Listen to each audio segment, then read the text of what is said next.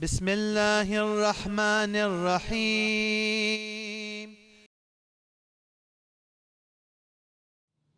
بسم الله الرحمن الرحيم إن الحمد لله نحمده ونستعينه ونستغفره ونعوذ بالله من شرور أنفسنا ومن سيئات أعمالنا من يهد الله فلا مضل له ومن يضلل فلا هادي له وأشهد أن لا إله إلا الله وحده لا شريك له وأشهد أن محمدا عبده ورسوله اللهم صل على محمد وآل محمد الحمد لله الذي هدانا لهذا وما كنا لنهتدي لولا أن هدانا الله أما بعد فقد قال الله تبارك وتعالى في كتاب القرآن المجيد في سورة المحمد أعوذ بالله من الشيطان الرجيم بسم الله الرحمن الرحيم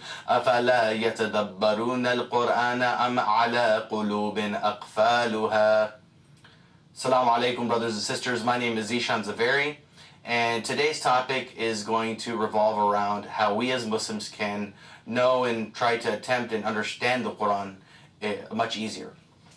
So I'm going to try to give some examples and some ideas how we can try to understand and practice some exercises in the home where we can actually memorize some facets of the Quran and make it easier for us to navigate when we're inside the Quran. So when we open up the holy book, it doesn't seem to us like it's an alien book or it's something that just sits on the bookshelf and collects dust. Of course, this is not what the point of the Quran was. The Quran's point is that we access it in times of need and desperation and happy times. So inshallah, this will make it a lot easier for us to open up the Quran and make our way and navigate and maybe understand the geography of the Quran and where certain chapters are located and verses and etc. like that.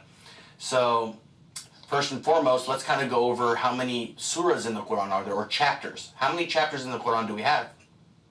We have exactly 114 chapters. The first chapter of the Holy Quran is Surah Fatiha.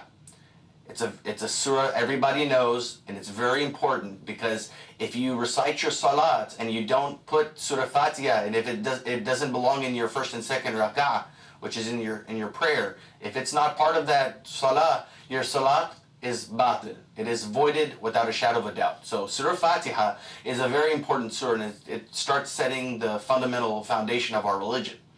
That Surah Fatiha, which is chapter number 1. Chapter 114, which is the very last surah, is called Surah Nas. Surah Nas is translated as Surah Mankind, or the chapter of mankind. And that's chapter 114. So we know the first one is Surah Fatiha, and now we know that the last surah is Surah Nas. What are some other things we can do? Let's take some popular surahs, for example. Surah number 36. I haven't given you the name because I wanted to see maybe if you knew what surah number 36 was. Surah number 36 is Surah Yasin. We all know this surah. It's a very, very popular surah, and a lot of qadis, when they recite it, a lot of people like to go on YouTube and actually listen to their recitations. Surah Yasin is a very popular surah, and it's chapter number 36. Chapter number 55. Chapter number 55 is Surah Rahman. Again, it's another very popular surah amongst the Muslimin, and there's a continual chorus throughout that surah, and it always says فَبِأَيِّ آلَاءِ رَبِّكُمَا تُكَذِّبَانِ, which means how many of the bounties of your Lord will you deny? How many of the signs of your Lord will you deny? And it's continuously on and on. Allah subhanahu wa ta'ala is basically drilling it into us. Don't deny my signs. Look at all these good things that I put out on earth for you, and yet we still continue to deny them. And of course, right after Surah Rahman is Surah number 56. As Surah Rahman is 55, Surah number 56 is another very famous surah, and that is Surah Waqiyah, which means the event.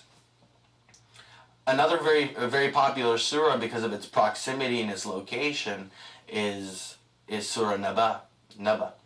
And Surah Naba is actually Surah number 78, because there's how many verses in the entire Quran? We mentioned that how many chapters there are. There was 114 chapters. How many verses are there? there's exactly 6,236 verses. 6,236 verses. It's not 6,666. There's some enemies of Islam have been propagating this stuff. They want to make it seem like that this is the devil's book. That's not the case. Go to ahadith.com/Arabic.html. Copy all of that whole section of the Quran. Copy and paste it into an Excel spreadsheet, and total up the amount of verses in your right hand column.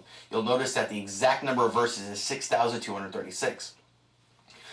In regards to the verses, you'll notice that there's 6,236. So to make it, there's a lot of content in the Quran. To make it easier for folks, who want to recite it and read it, and inshallah also try to memorize it, because mashallah we have a lot of hufad, people who are hafidh, who actually memorize the Quran.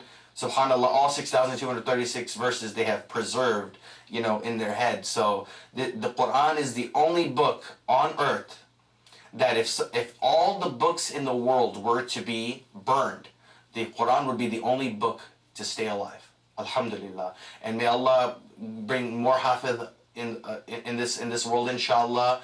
And may Allah increase all of our knowledge of the Holy Quran, inshallah. Ameen. So in relation to the amount of verses, we talked about that. Now let's talk about the parts.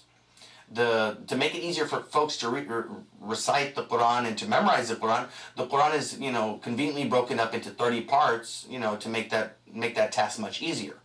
So the very last part, or the juz, is called juz amma, because Surah Naba, as I mentioned earlier, Surah number 78, it starts with amma yatasa'alun, which is Surah number 78. So it's called juz amma because the first word is right? Amma. So that's juz number 30. There's 30 juz, 30 small little books, which total the entire Quran, and that's juz number 30. So juz number 29, the one right before that, is called juz Tabarak, and that's actually named after Surah number 67. And Surah number 67 is called Surah Mulk. So it's another very popular surah. Another very popular chapter. And just Tabarak, is the beginning of Surah Mulk. So Surah Mulk begins Tabarak al-Ladhi, right?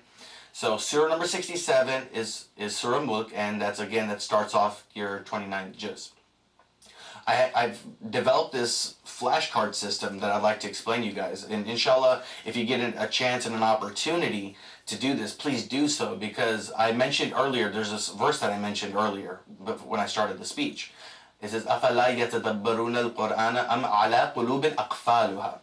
And this is in Surah 47, which is Surah Muhammad sallallahu alayhi wa sallam, verse number 24.